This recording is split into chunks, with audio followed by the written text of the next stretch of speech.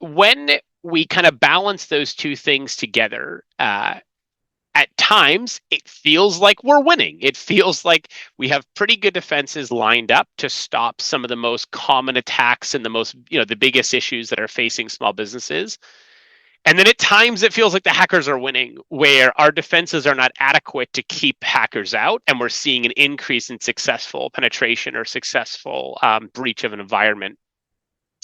In July, I started to allude to the fact that I think the scales are tipping.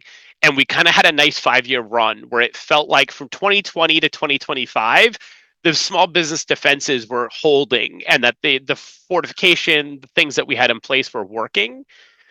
In about July of this year, it started to feel like it's going a little bit more towards the hackers. And I'll say that kind of now that we're in November, not only do I think that has held, I think it's actually gone even faster and maybe further than we thought it was going to. And that's not totally surprising. We knew AI was going to have a huge impact on this space. And when it comes to disruptive technology, unfortunately, it tends to help the bad guys faster than it helps the good guys.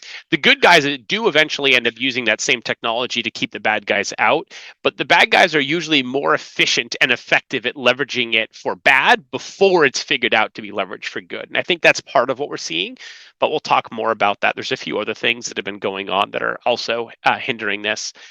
But if you take nothing else away from this presentation, I would take that you should be very focused on cyber right now, and maybe a little bit more focused than you might have been for the last 5 years or so. There is an increasing threat landscape, and there is kind of a real reason to make sure that this is a priority and something you're spending some time and attention on. We are just seeing a very, very different landscape in 2025, especially the latter half, as compared to what we saw before that. So let me just walk you through how we're going to approach today. I've put together an agenda of topics that we can go through. I'll give you a quick kind of just high-level synopsis of what's going on, and then we're going to spend most of our time today talking about the current threat landscape. I'm going to walk you through the different types of things that we're seeing and why we're concerned about them. And then I want to just cover a few other topics as we get towards the end. We'll briefly talk about what cyber events really cost an organization. Those costs are shifting and changing a little bit. There's some new costs that weren't previously on people's radar that you now need to be very aware of. There's also tightening restrictions from insurance carriers, increasing pressure from customers and compliance bodies. And at the final end, we're just going to talk about a couple of things that you can do right away to start to secure your environment. So without any further ado, let's jump in. Let's start with just kind of a high level of what's going on. So there is this kind of like little circle here where we are seeing a higher volume and more sophisticated attacks, which is resulting in a higher success rate. When you move either of those needles, either the volume of attacks or the sophistication of the attacks, generally we see a higher success rate. When you move both at the same time, it can be pretty effective. And that's really what we're seeing right now, where just a lot more successful attacks are occurring, and it's driven by both of these variables. What is aiding that? Well, part of it is the attack vector is broadening, and we'll talk more about what I mean by that in a second. But in really short language, it just means that we're not just worried about a firewall or even email. Now there's so many different ways that people are trying to go after businesses and get into their environments and data and cause disruption, that it's a much different kind of surface that we have to protect. It's much broader, which means that we have to think a little bit differently about how those cyber defenses work. And then this year, there has been an unusually high level of vulnerabilities, and we're going to talk more about that, but that is definitely not helping things. And I think part of it is AI driven, and part of it is just timing and luck. There's a couple of companies that suffered pretty severe vulnerabilities this year that are contributing to what we're seeing. So let's dive in a little bit deeper. So let's start with just kind of a high level overview of the current threat landscape, and then we'll dive into these topics. We're going to talk about session token theft, what we're calling consent phishing, hardware and software vulnerability exploits, QR code scams, deepfake voice and even video approvals, legitimate remote tool abuse, and MFA fatigue. So I want to start off with this kind of session token theft concept. We actually did a whole webinar just on this topic earlier this year. And basically, to put it succinctly, hackers have found several ways. I think we are now up to 9 different ways that hackers can defeat MFA. We're going to talk about two of them today, one at the beginning and one at the end. This is the first one. And this is where basically a hacker is able to put themselves in between a user and an authentication source by creating a fake login prompt that then passes on to a legitimate logon prompt. So the user gets prompted with what looks like a Microsoft 365 login screen, for example. They fill in their credentials, and that portal that's fake is actually passing the credentials on to the real portal. So the user actually does get logged into 365. And then after they fill in the credentials, they see the screen like they used to. And they're like, oh, there was nothing abnormal about that. I put in my username, I put in my password, I got to where I was supposed to go. Nothing to report here, nothing, to raise any alarms or suspicion. However, in between, there was this fake login screen that was actually capturing it and then passing it. And what that allowed the hacker to do is basically get in the middle of the authentication. And there's different types of ways of doing this. I'm simplifying it a little bit, but basically what they're after is trying to steal the token that tells the 365 or the Google or the EMR or the ERP, whatever it is, that this user has fully authenticated. Once you have that token, you can then also access that data, and the service thinks that you are that user that just authenticated, and it doesn't need to prompt you for MFA, it doesn't need to prompt you for a password or even a username. And that allows the hacker to go into the environment and take data, to create email rules, to do whatever it is that they're going to do. And we're seeing these become more and more prevalent and more sophisticated in the way that they're being deployed. And this is where AI is helping a little bit, because AI is making the prompts, the communication, the phishing emails, the content, the web pages, and making it look so legitimate and so clean. We've really moved beyond the days where we can just tell something's a phishing attack because the capitalization or punctuation or grammar is bad. Nobody's writing these manually anymore. They're all using AI to draft them. And so the phishing emails are significantly more sophisticated, and you're not going to be able to see those telltale signs that we used to rely on, that, oh, this is clearly fake because they spelled this word wrong or they didn't capitalize the M in Microsoft. We're kind of beyond that. So it's definitely something to have on your radar. We'll talk a little bit about some of the things that you can do. There are different types of MFA you can use. Some are less susceptible to this than others. There's one that's particularly secure, but this is something that we need to have on our radars, and we're going to have to start thinking about, how do we detect this? How do we know about it? How do we identify when it's happening? And there are some things you can do. The next in this screen may or may not be familiar to some of you, but it's basically, this is particular to Microsoft 365, but there's a similar version of this for Google and other platforms. And basically what happens is you're on a website, you're going to sign up for an account, and there's an option to use my Microsoft 365, or you've already signed into something and now you want to integrate it with your 365. Maybe you want to connect it to your calendar. Maybe you want to connect it to your documents in SharePoint. And when you go to hit connect or authenticate or integrate or SSL or whatever it is you click on, you get a screen that looks somewhat like this. What these kind of authorizations allow is they allow a hole to be created in your Microsoft tenant and allow data to be shared with whoever this provider or this vendor is. Now, if it's a highly legitimate provider who's going to be very, very sensitive, secure, and has all the right security protocols, and it's going to create a huge convenience for your staff, that may be okay. But a lot of organizations have this set up that the end user themselves is the one deciding to allow this authentication to occur. That's very dangerous, because the end users are not trained to analyze these companies and understand, who are they, how are they securing the data, what data is actually being exchanged, how much data do they have. There can be huge risks and security vulnerabilities, both intentional and unintentional. What I mean by that is, unintentional maybe, it could be a legitimate company, but that company might not have great security, and that company gets hacked. Now they have your data because they were accessing your data through this API, and now they have information they're not supposed to have that has now been breached, and you now have expanded your attack vector of, if you need to file a breach anytime the data that's under your control is accessed by somebody who doesn't not supposed to have access to it, this would fall into that category. That's not ideal. The other thing is, sometimes they are just not legitimate. They are websites or systems that are set up totally just to steal data. And when people hit accept and authorize it, they now have permission to go in and grab that data and take it out. So this is something that we need to be very, very suspicious of. Our strong, strong, strong recommendation is limit the approval of these authentication requests only to an administrator and then audit them. And we'll get into this more when we get into our recommendations. But this is something to have on your radar if you're not familiar with it, because we see a lot of organizations that just let end users approve and deny these things. The next is some hardware software vulnerabilities. I mentioned this has been an unfortunate year for those, and it has been. I just highlighted some of the ones that we've dealt with this year. There was a pretty significant Citrix NetScaler one. Citrix is still used by certain organizations. It's used a lot in healthcare. It's used a lot in kind of larger enterprisey organizations. And it had a pretty significant security vulnerability that could allow people to get into an environment.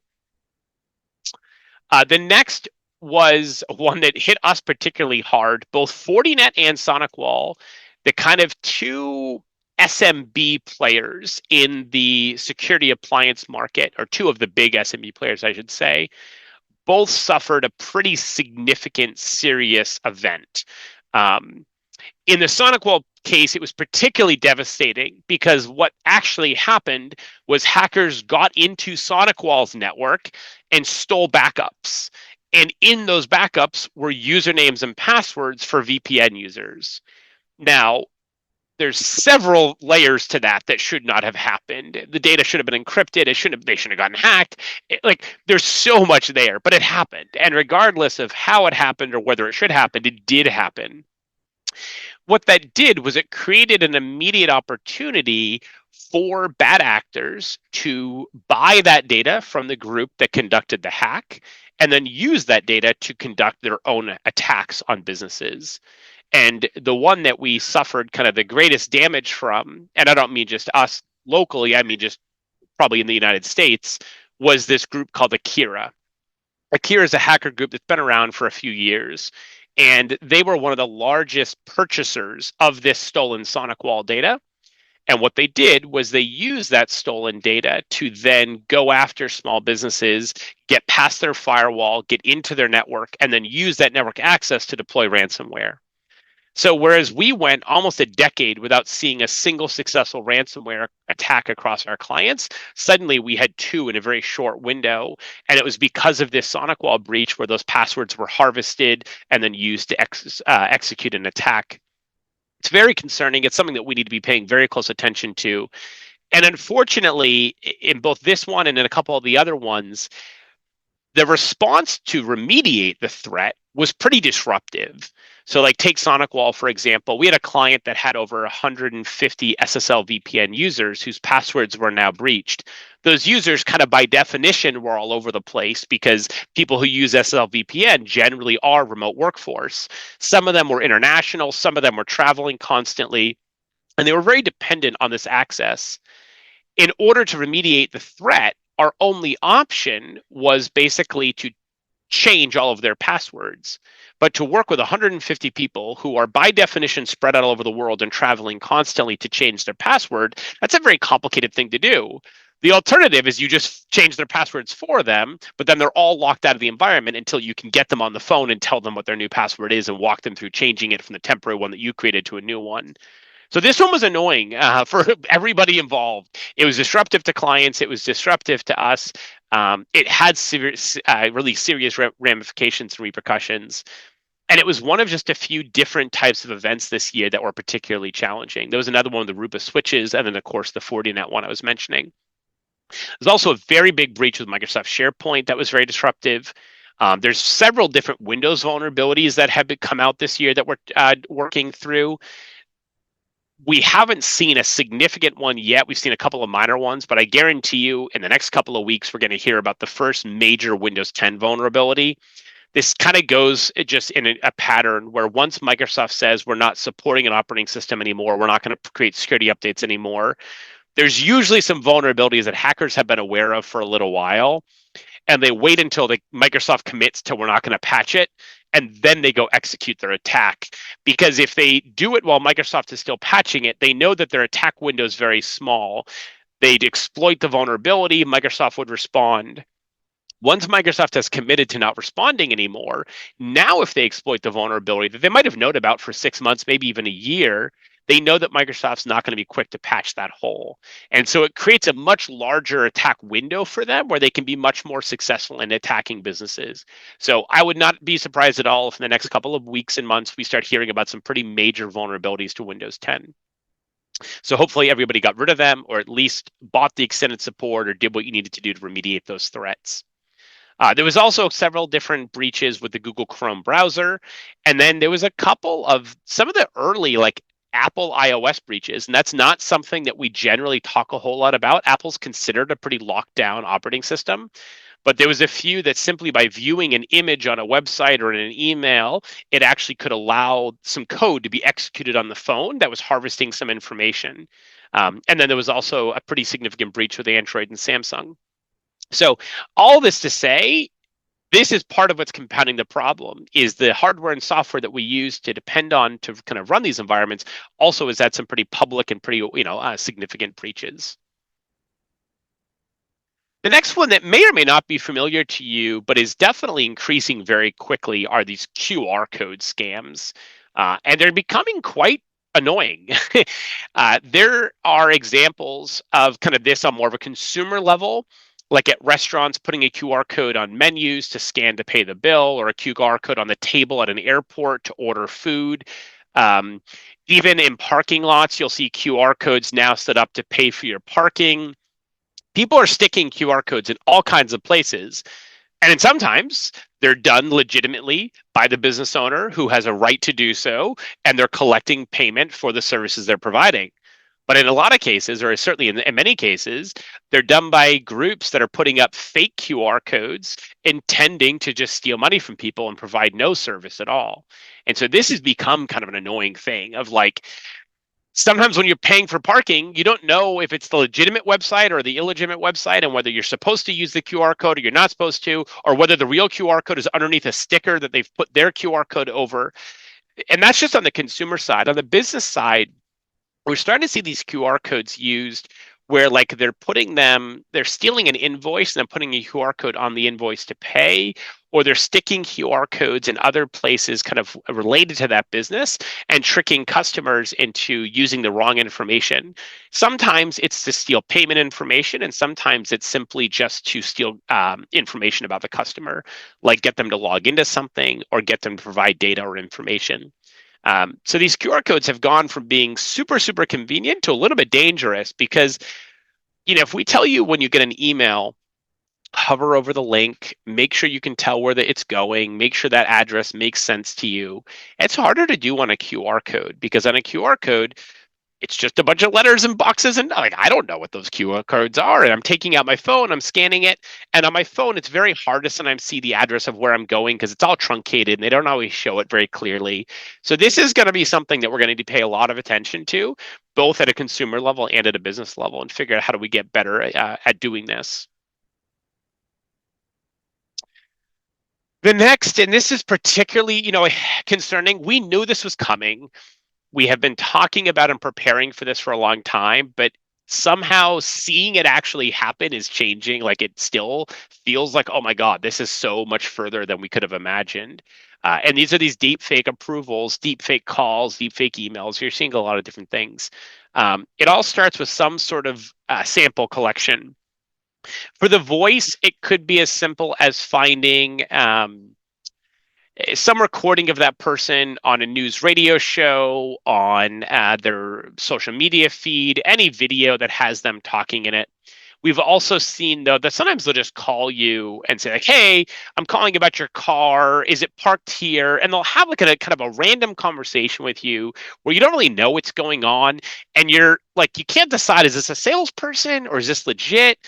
And by the time you figure it out, it doesn't matter because you're like, oh, I think I've got the right number. Never mind. They hang up. You're like, that was a weird call. What just happened is they just stole your voice, and they're going to use that. They've harvested your voice so that they can now conduct a deep fake attack because they've got a really good sample. They probably even tried to get you to say very particular words that can help the AI do a better job of mapping it. Then We're also seeing now some video kind of cloning where they're taking YouTube videos of people who do professional speaking or who've been in a commercial or have any kind of public appearance, and they're kind of harvesting that to create an AI video of somebody. Sometimes they're even able to take enough static images of somebody and make kind of a rudimentary video. So if you've got a lot of photos online between social media or LinkedIn or other places, sometimes that alone can create a video avatar of somebody that looks good enough on a Zoom call. Then when they've got that data, they're going to figure out what the scam is. So they're going to figure out, is this, I'm calling to authorize a bank transfer, I'm calling to confirm something. They're going to figure out kind of what their in is. On the consumer side, you'll hear a lot of like parents being called by a child saying, I'm in jail, I've been arrested, or I've been kidnapped, or I'm here and I don't have my credit card or any money, and they're telling me I have to, I can't get out of the parking garage. Some of it's innocuous, some of it's really scary, kind of the whole spectrum. And all they're trying to do is get you to give them basically financial information, wire money, give them your banking information, give them your credit card, etc. On a more commercial level, like in a business, this is usually I've sent you an email about an invoice that you owe me, and then I'm calling to say, hey, I just wanted to confirm you got the email. I also want to verify like that you have a right banking information. And a lot of times they're really cutesy about it. Like, I know there's a lot of scams out there. I wanted to make sure that you heard my voice so that you knew this is legitimate. Very frustrating. And then we've even seen now one where a CEO was AI, had an AI video clone made, and that AI video clone then did a conference call with the CFO and authorized a wire transfer for about $250,000. And the CFO at that point thought he had checked every box. He literally got on a Zoom call with his boss, saw his boss, heard his boss in his boss's voice, in his boss's image, told to do this wire transfer. At some point, you do what you're told and you wired it. In this particular case, though, it was it was a scam. So you'll also see where they can easily manipulate caller ID. Caller ID, you really, really can't trust. It's a highly, highly manipulatable system. So don't ever depend on caller ID to be a way for you to know who's calling you. That can be faked very easily. So this is just something that we're going to have to come up with new defenses, whether they're secret keywords that, hey, unless I say Blue Rhino, it's not me, or additional protocols where I'm going to call you on your known cell phone number or things like that. But this is going to become a bigger and bigger challenge for businesses. And I think just in general, the world, it's harder and harder for us to tell what's fake and what's real. That's going to get better before it's going to get worse before it gets better. We will develop technology that's very helpful in creating more secure authentication. We'll develop ways of vetting this better. But until we get that technology widely deployed and widely commercially available, in the interim, it's going to get harder and harder to know what's fake and what's real. And we're going to live in this kind of almost distrusting society for a little while until we can clear some of this up. So be aware of that. The next thing we want to talk about, and this is one that this is like an oldie, but it's returned. And it's the deployment of what are legitimate IT tools being used by illegitimate actors to cause damage and harm. And we're seeing this both on a consumer level and a business level. So the consumer level is often a website that has a pop-up that comes up and it says, your computer's infected, you have McAfee, we will remove the virus from you, but we need you to connect one of our agents to your computer so they can remove the virus. And it'll even say something like, this is included in your premium subscription, this is exactly what we're here for. And it'll seem like, oh, this is great. Like, I got this virus and McAfee's going to come in and fix it. You install the remote connection agent, they immediately black out your screen so you can't see what's going on. And they go try to log into your bank and log into your credit card because your credentials are saved or you have LastPass and the passwords are right there. And they will steal as much information and money as they can before you have a chance to really react to them. On the consumer side, we're seeing it sometimes where somebody will actually call in pretending to be from IT or from the IT company and say, hey, this is John. I'm calling from your IT company. We need to get remotely connected to your computer because we're noticing that there's some unusual behavior going on. End users aren't they're pretty trusting when it comes to IT calling in and asking for access to a computer. We've kind of desensitized people from that. And it's not uncommon that somebody will say, yeah, okay, I've got 5 minutes. How long is this going to take? Sure. And they'll tell them to go to a website like anydesk.com or control.com or go to mypc.com, websites that feel legitimate, websites that actual IT companies do use to get onto your computer. And so the whole experience feels somewhat normal at first. Yeah, okay, my code is this. Yeah, thank you so much. And then they get connected to your computer and again, black out your screen and go do something awful while you can't see it. And I'm like, oh, that's weird. My computer just went black. Oh, that's weird. I must have just pressed the wrong button. Give me a minute. I can undo that. Oh, it's locked. It's just going to take me a minute, but let me just finish what I'm doing and then I'll unlock it for you. And they're just going to buy themselves as much time as they can. And we've even had cases where situations like this have happened and it was done so well that the end user didn't even report it at the end because they still felt like, yeah, it was a somewhat normal interaction. It wasn't that odd. And what the hacker had done in the meantime was kind of deployed some software that let them get back into the computer later. So this is something that we're going to have to figure out good ways of managing and monitoring, where there's going to have to be a little bit more skepticism on behalf of people before they let somebody connect to their computer, some questions they need to ask, some challenges they need to provide, maybe a code or again a secret word or something else that we're going to have to navigate a little bit. So keep this in mind as something to have on your radar. And then the last one that we want to spend just a little bit of time on is this idea of MFA fatigue. And this is ridiculously unsophisticated, but unfortunately surprisingly effective. Basically, the way it works is they steal your password, probably through a phishing email, or maybe they bought it on the dark web. But one or another, they have your username and password. But good for you, you have MFA. So what they do is they just try several times a day at different times throughout the day. They'll do 2 or 3 prompts in the morning, 2 or 3 prompts at noon, 2 or 3 prompts at 4 in the afternoon. And they'll do that over and over again. And sometimes they'll do it through different channels where maybe they're hitting your bank account, and then they're hitting your Zoom account, and then they're hitting your email account, and you're just getting all these MFA prompts. Maybe you're even getting a text message saying, hey, we've sent you a MFA request. We need you to respond. Otherwise, we're going to lock out your account. So doing some somewhat kind of sophisticated, strange stuff there to try to trick you into responding to the MFA prompt. Eventually, somebody gives in. They're just like, whatever, approve. I want this email to stop. It's flooding my inbox. It's popping up on my screen. Like, I just want it to go away. And at some point, they approve it, thinking this must be legitimate. No hacker would try 97 times. Nope, they tried. They tried 97 times. And they just wear you down until you eventually give in and click the button, and now they're in. And once they're in, they're in. Once they have that successful authentication token through their computer, until that token is revoked, which has to be done manually or it takes a long time, they have access to your environment. They just have to keep that session active. So this is one that, like, again, wildly unsophisticated compared to some of the other stuff that we just talked about, but very effective. And so you've got the whole range from like the really, really sophisticated smart hackers who are using the latest and greatest vulnerability attacks and using really, really sophisticated technology like deep fake video, all the way down to like just keep annoying them until they eventually hit yes. And the whole spectrum is available right now. So it's a lot of stuff we got to think about and a lot of stuff we got to be paying attention to. So kind of transitioning a little bit. And again, if anybody has any questions, feel free to put them in the chat or even unmute and ask them live. But I want to talk a little bit about kind of what cyber events cost. There's the obvious ones. Direct damages. This is the one that most people are familiar with. If you get ransom, you may have to pay the ransom. If you have money stolen from you, then obviously that's a loss that may or may not be covered by insurance. You could have loss of IP. So these are the things that like we think of when a cyber breach occurs as the direct damages. We also generally think about the investigation and remediation cost. If I have a cyber event, I have to pay to have my computers cleaned, or I have to get things unlocked, or I'm going to have to, do some sort of cleanup of my data.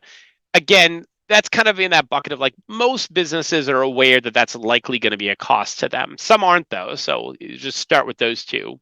And then the further down the list we go, I think the less people think about the impact.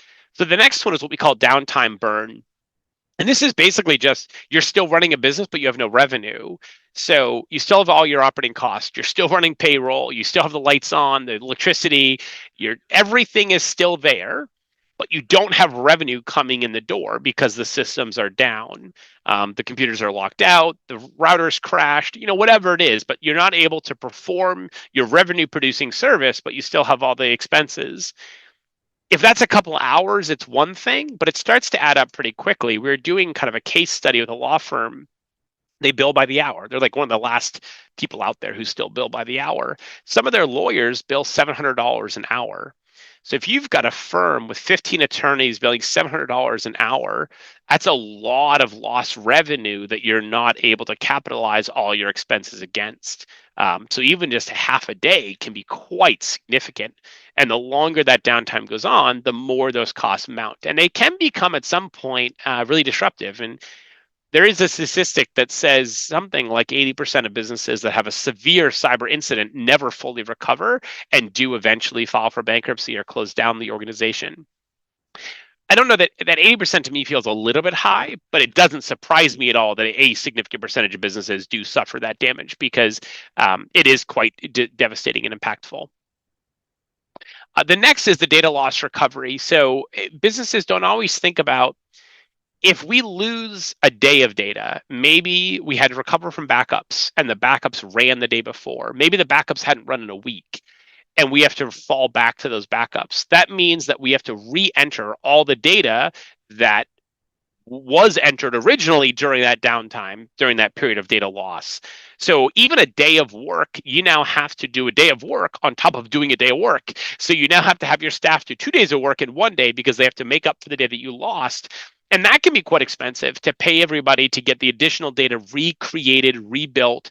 Maybe they had built a work product, like they had done a graphic design, or they had built a blueprint, or they had created a presentation, and that now has to be done over again from scratch. Not to mention recovering like invoice records and financial records and things like that. So the effort of having to recreate data that was lost, it can add up as well. The next one is this reputational damage. And I think this is one where people kind of like maybe tangentially are aware of it, but don't put a lot of credibility on it. And I'm going to give you a couple of examples where that it actually does manifest itself. So we had one organization we were consulting with after they'd had a breach, and what they found was that they needed to send invoices out to their customers in order for their customers to pay them. That was how they got their money, was they emailed invoices with a link and the customer paid them. Well, the cyber event that they encountered was one that basically created a fake email that went out to their customers and collected payment. So that created lots of problems. First of all, customers thought they had paid an invoice that they hadn't actually paid and the money had gone to the wrong place. And now the company had to wipe out they had to try to figure out which customers had actually paid, which ones hadn't, who had been falling for the scam, who was just saying, oh yeah, I paid the fake one. So that was a mess in and of itself. But then next month, when they went to send out their invoices, the percentage of customers that paid them went way down because the trust was lost. And so when we talk about reputational damage, it can just be like your ability to exchange information with the outside world. It may be your vendors don't want to open up your attachments anymore. It may be the like legitimate communications you're trying to have with your customers, they start ignoring because you had this incident and they're now suspicious of anything and everything that comes from you. So there is damage there, and it can be measured and it can be significant. So this is something like we can't afford to constantly lose that trust with our customers, with our employees, because we depend on that trust to conduct business. We are so digital these days. Like I need to be able to send out invoices and notices and W-2s. I need to be able to send out pay stubs. I need to be able to send out forms I need you to fill out. If all that trust gets lost and I have to go back to walking over your desk and handing you a piece of paper or writing down your credit card number, we go back in time and we lose a lot of the advancements of the last 20 years. And so that's something that you don't want to, I wouldn't appreciate the significance of that particular one. And the next is the newest one. This is one that really wasn't on people's radar until very recently, but it's legal defense and exposure. And it really came about where a couple of these really large breaches that occurred, they kind of got away with it. Like there was Home Depot, there was Target, there was some of these events that happened where somebody had hacked the POS terminal or found some other way to get into, like one of them was an HVAC system, and they were able to steal information. And there wasn't any really financial repercussions to the company, any significant ones. And then, as lawyers do, they figured out, oh, there's liability here. We can create a class action lawsuit and we can go after that. And then you look at kind of more recently, like the Harvard Pilgrim one. There was another healthcare organization, some of these larger ones where they're writing significant checks. Harvard Pilgrim was $150 cash to every single person who was involved in the breach, which is basically every single one of their customers. That is a 9-figure settlement. You're talking about very, very large amounts of financial impact. And here's the thing, those same lawyers who figured out how to go after the big enterprise companies have now figured out how to shift down to the small businesses. And the small businesses are less sophisticated and have less controls in place. So in some ways, they're better targets. And what'll happen is you'll have a breach where your employees' data was potentially compromised. And sure, the state of Massachusetts says you need to notify them and you need to provide credit monitoring. But it doesn't say that you're off the hook for any civil litigation from the employees. So you notify them, you notify all your employees because you're required to by law. You also have to notify the Commonwealth.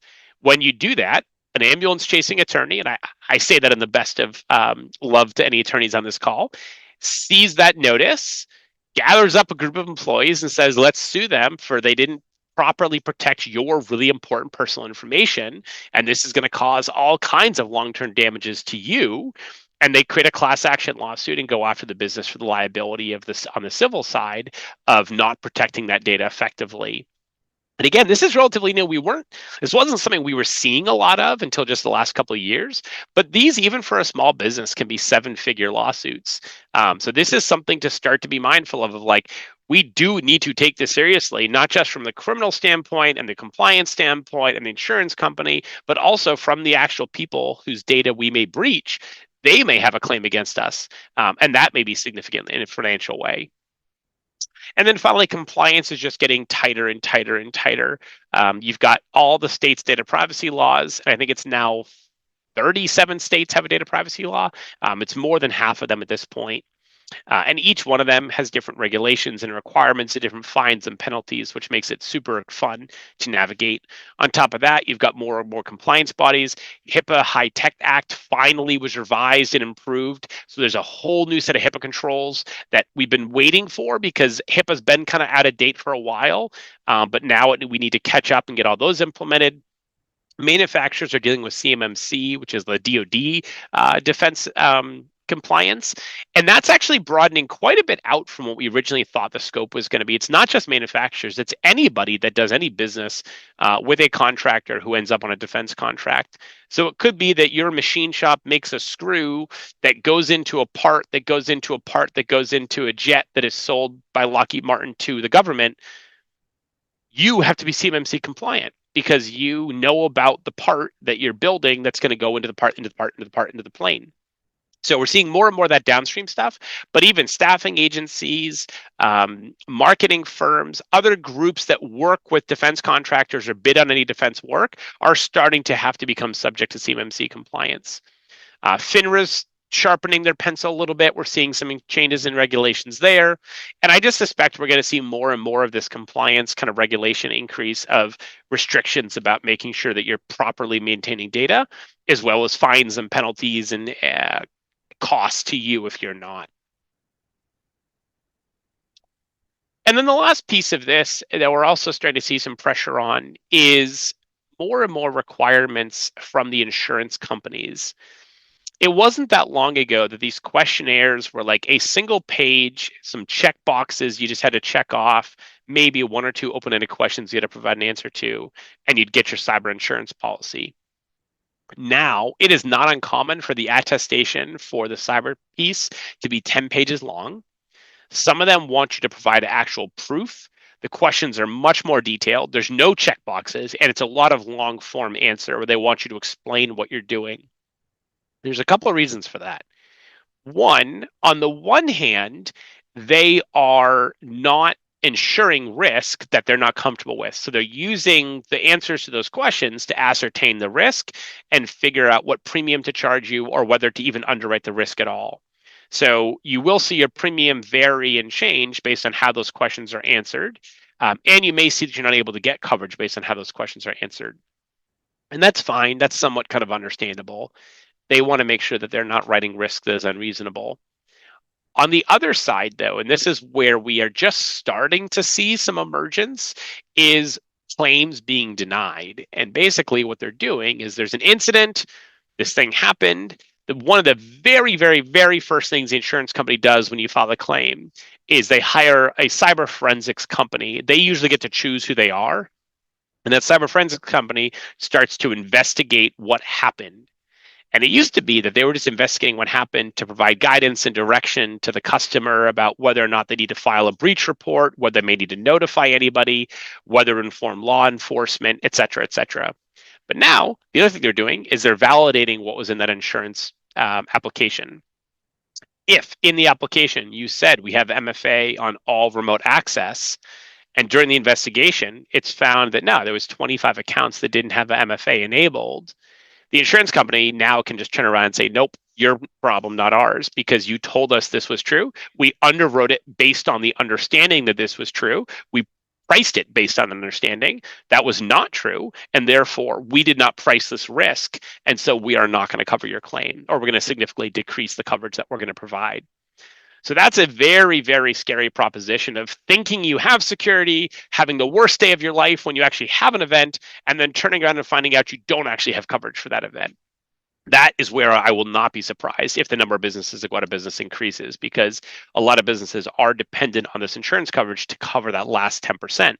And they need to know that it's there for them. So you're going to have to get better and better about making sure you're filling out those attestations correctly. The other two kind of gotchas that we've seen, one of them will say, if our investigation concludes that this risk was due to a third party action, we may not cover the claim and you may need to pursue coverage under the third party's insurance. So what that could look like, and fortunately this didn't happen to any of our customers, but in the case of SonicWall, where SonicWall had a hack, passwords were stolen, those passwords were used to breach businesses. There could have been, and there very well may have been, insurance companies who turned around and said, no, we're not going to cover this because we don't cover third-party damages. And so what we're going to require you to do is go file a claim against SonicWall because they're the ones that had the breach, not you. If that continues, that's going to make things very complicated because you're going to have, first of all, these vendors are going to have to start pricing risk into their products. Second of all, you're going to start to have disclaimers and waivers and liability rights that get waived under certain circumstances, which could put you in a position of having no coverage. So that's a complicated one. We're going to have to pay close attention to just how far insurance companies go with that and whether clients are actually properly insured for things that they're not going to be able to control, like what happens at SonicWall's headquarters. And then the other one that we are starting to see is just people buying a cyber policy kind of generically and thinking, oh, I have $1 million cyber policy. Like, okay, great. I can check that box off. I can sleep better at night. Worst case scenario, they get in, we have $1 million of coverage. But those policies are very, very specific about what they cover under what circumstances and how much coverage there is for different types of events. We had a client who had a kind of one of those scams where they trick you into wiring money to the wrong place. And they wired $125,000 to the wrong place, basically. They called their insurance company. They're like, yeah, we have a cyber policy. We want to use it. And I'm like, first of all, this isn't technically cyber. It's considered just employee error. The employee wired the money to the wrong account. And second of all, we do have coverage for that. Don't worry. But the coverage is $10,000. $10,000 on a wire transfer is basically useless. Like any of these attacks, they're sophisticated. They take time to execute. If they execute one, they're generally going to be at least $50,000 to $100,000, if not much higher than that. So really understanding your coverage at each individual type of event, not just the aggregate $1 million number that sounds great, but the $1 million may only come into play in an event that you're not going to have. And the events that you are going to have could be covered at much, much lower limits than that. So it's important to understand not just in aggregate, what do I have, but going through like a case by case scenario of what are the 3 to 5 most common attacks that your business is likely going to face, and for those 3 to 5 attacks, what are the what would be covered, what is the coverage limit, and what would the deductible be, what would the responsibility be, and is there any scenario in which the cyber insurance company would be able to not cover the claim because X, Y, or Z happened. The more you inform yourself and ask good questions during that renewal cycle, the more effectively this policy is actually going to be there when you need it. And you very well may actually need it. So I'm just going to shift gears now in terms of kind of talking about some things that you can do right now. And I've bucketed these kind of into 3 buckets. So the first is identity and access. You definitely want to make sure that you're using the best and highest form of MFA possible. The best form is where you're basically creating a trust relationship between a physical device and a authentication provider. A good example of this is like you're probably seeing more and more prompts to create these things called passkeys. A passkey is a form of that, where basically you are authenticating usually your biometric data, attaching it to a device, and then authenticating that device through the connection. There's a secret key. The customer and the device each have half the key, but nobody has the whole key. So in order to really breach that trust, they either have to physically steal your phone or your laptop, or they would have to hack both your phone and the company, because without both halves of the key, it doesn't work. And so that's a pretty good way to start to make your phishing less, more resistant to make your MFA more resistant to phishing or other types of attacks that could breach that trust. We definitely want to make sure we get rid of all legacy based authentication. If you still have anything that is of any value that you're logging into without any kind of an MFA token, like hopefully you know by now that's not going to work.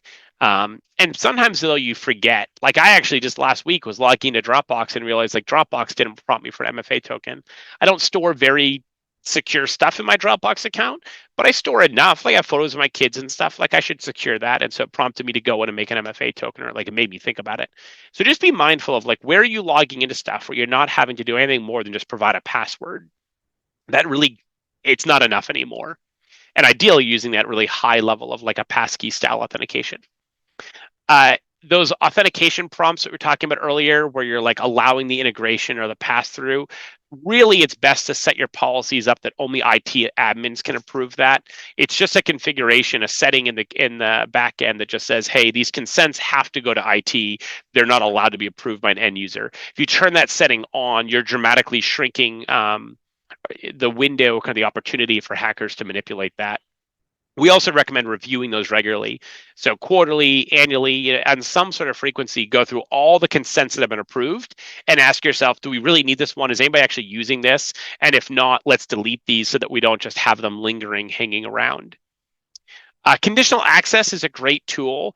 It's things like you can only log into the service if you're at this IP address, or if you're in this country, or even this state, or you can only log in if using one of these devices. Conditional access is another way to add multi-layers to security that are beyond just the password or even the MFA token, to say these 5 things also have to be true. You could do it by day. So like you can't log in after this hour. You can't log in on a weekend. There's a lot of different tools that you can use here that will help you to limit your exposure by putting additional rules and conditional access in place. And then it's really important that you're having your critical systems like your 365 account, your Google Workspace account monitored by a third-party company for all logins. And that really needs to be monitored 24/7. Just buying the software that does the alerting, that sends you an email, is not really practical, because they're going to come in at 2 in the morning when you're sleeping. You really do need to subscribe to a service that's going to monitor those systems and who's going to have 24/7 access to kind of lock them out or restrict them if they see something suspicious. The next group is kind of on the email and collaboration side. So just kind of rapid fire. If you don't know what a DMARC record is, that's a way to tell the world that I guarantee this email is coming from the right mail server. It's really important to have those records created. They can really cut down on fraudulent email. You want to make sure that you have AI-based email security filtering that's really sophisticated at like actually opening up links that are in emails, making sure they go to where they're supposed to go, opening up attachments, running them in a sandbox to make sure that no malicious code is being executed, way beyond just like the default that Microsoft or Google provide you. You really need something more sophisticated than that.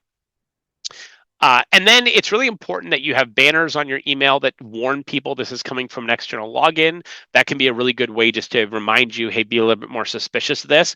Or if I get an email from a coworker that has that banner, I know something's amok because that shouldn't have that banner on it. Similarly, we highly encourage customers to customize their login screens. So, like, don't use the generic Microsoft 365 login screen. Customize it with your logo, your color scheme, something that's going to differentiate it so a hacker can't just use the generic default one and use that as a way to steal your credentials or fake a login for you. Have rules set up that anytime a mailbox rule is created, it automatically notifies somebody, especially a rule that forwards email outside of your organization. That's a very common thing hackers do when they get in. So we want to either block it or at least create a notification that's going to go off. And then a really strong recommendation of ours is to block external sharing on OneDrive and SharePoint. By default, when you create a OneDrive account or set up a SharePoint website, you can externally share with anybody in the world, which means anybody in your company can right-click and share, but also a hacker could get in and share data without you even realizing it.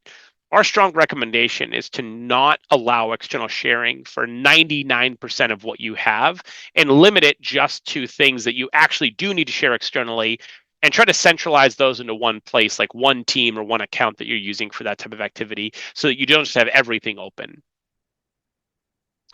On the SaaS side, you need to have policies. There's a lot of SaaS creep and a lot of kind of just SaaS expansion right now. Everybody's signing up for services. I got Monday.com, I have Asana, I have this, I have that. And all of a sudden, our data is in 12 different places, most of which we don't know about because anybody can just sign up or hit a free trial or use a free service. It's really important you have policies around like who can sign up for a new service, how is that vetted, how is it approved, how is it monitored, what backups are in place, what security measures are in place. Don't just let your users go up and sign up for anything they want. Have monitoring that will detect when people are using third-party services that are not approved. Reduce and limit wherever possible. If you can consolidate, it just means you have fewer attack vectors. Don't forget about the AI tools. More and more people are using ChatGPT and Gemini and Grok and these tools. You need to have policies, restrictions, and governance around that because that's a very easy way for data to get outside the organization and if you inadvertently to trigger a breach. And then whenever possible, try to centralize on one credential and then do what's called using SSO or single sign-on. That means that like I authenticate against Microsoft or some other provider. And then once I do that, it passes my authentication on to all these other companies so that I'm not having to have a separate username and password with 15 different websites. That's a much more secure way of managing some of that risk, especially for your really sensitive data, your EMR, your EHR, those types of things. On the endpoint side, make sure you have EDR, make sure it's monitored. You need device management tools.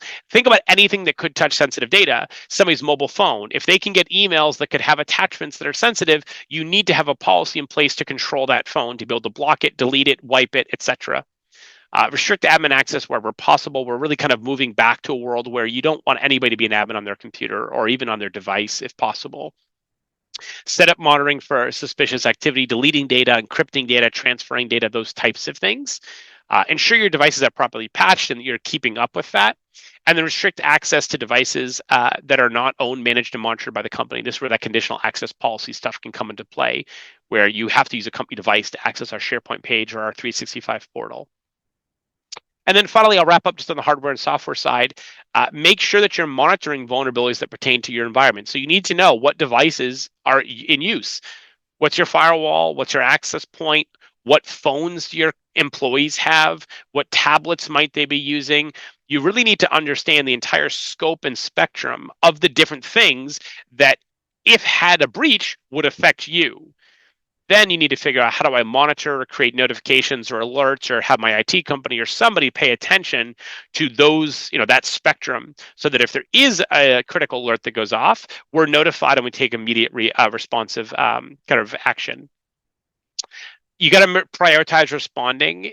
The window of action is going to get tighter and tighter because these hackers are being able to more effectively execute. So if they know about a vulnerability, they can turn that into a breach much faster than they used to be able to. So it used to be we find out about a vulnerability. As long as you patched it by next week, you're probably fine. Weeks are becoming days and days are becoming hours. We have to become much, much more responsive. And that may mean a little bit of disruption. Wherever you can, reduce the uses of SSL VPN. This is a very common technology, but it's relatively unsecure and it's very, very fraught for hacking. So this is one that we really need to be mindful of and try to limit our exposure to. And then just wherever you can, reduce devices. Like if an employee doesn't need to check email on their phone, don't have them check email on their phone. If they don't need to have access to this or do this from this device, like the fewer devices you can have in your environment that have access and authentication to your sensitive data, the better. And some organizations have just allowed this to get so creepy where like now basically any device in the world they can use to access their environment. Well, that may sound convenient, for the little bit of added convenience, it's an enormous security risk. It's much better to say you can access our environment from your company assigned device and nothing else. And you don't need to check email on your phone, or at least maybe 80% of our staff don't need to check email on their phone. So it doesn't have to be an all or nothing. Think about on a case by case basis what is the fewest number of devices that we need to authorize to access our environment, and the rest can go. All right, I know there was a lot of information, kind of dense to throw at you. Hopefully, you were able to take something out of this, but I'm happy to stick around and answer any questions if there's anything people would like to know more about.